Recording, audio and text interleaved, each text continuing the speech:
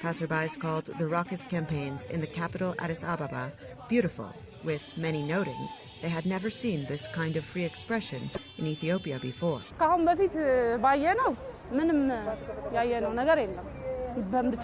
In the past, we have seen nothing like these concerning elections. Life has gotten expensive and people have died in violence recently. But I hope elections can make this right. There is now freedom. Opposition parties are campaigning freely. We have hope for a democratic country.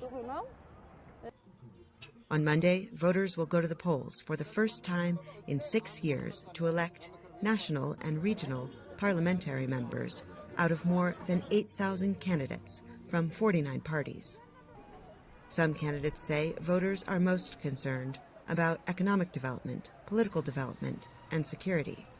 But among the most important issues is that, we should have tranquility and peace prevailing in all parts of Ethiopia. He says he is confident that the election day and its aftermath will be peaceful, despite an ongoing conflict in the northern Tigray region, as well as tensions in other areas. The war in Tigray began last November after national elections, originally scheduled for August 2020, were postponed due to the coronavirus.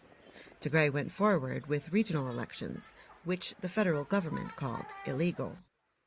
Violence ensued, and now thousands are dead, and millions are displaced or have fled the country. UN officials say famine is already occurring in parts of Tigray and neighboring regions. Tigray will not be voting. But some candidates say despite, or perhaps because of, the ongoing war and the humanitarian crisis, elections need to go forward. I can understand the crisis, but we cannot stop in the meantime. We should solve the problems. We should assist our people. We should address their problem. In the meantime, the country should go.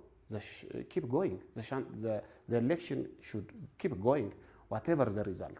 Mekonnen says there has been some campaign repression, including forced closures of his party's offices and campaign rallies in areas supporting the ruling party. Ethiopian Prime Minister Abiy Ahmed is expected to retain his seat during these elections, despite the Tigray conflict between federal and regional forces. In 2019, Mr. Abiy received a Nobel Peace Prize for striking a peace deal that ended a 20-year stalemate with neighboring Eritrea and for democratizing Ethiopia. Some activists say, despite Ethiopia's history of overwhelming election victories for those already in power, this ballot may be different. I don't think we'll ever go back to a system where we have 100% one political party in the parliament anymore. So in that sense, I think it's actually quite big. Ethiopia has never been so divided, she adds, saying, an election with some real contests could give the country hope that positive change may be coming. Heather Murdock, VOA News, Addis Ababa, Ethiopia.